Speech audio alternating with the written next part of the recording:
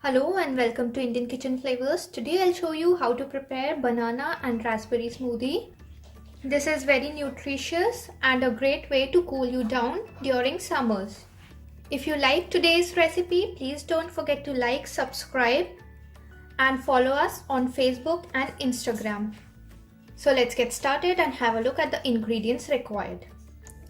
Half cup of frozen raspberries, 1 banana chopped, 1 glass milk, 3 teaspoons of sugar.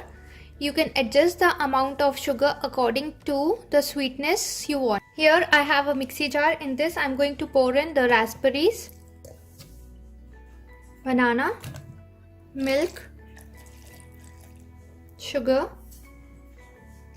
and we will blend this until everything is combined well and the mixture is nice and smooth. Now after blending, our mix is looking like this. It's nice and ready to be served. So I have taken a glass here and we will pour in our mixture. And I will top this up with some chocolate shavings. This is optional, just to make it look beautiful.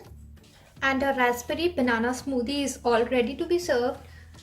Do give it a try and share your feedbacks with me in the comment section below. Please don't forget to like, subscribe and share with your friends.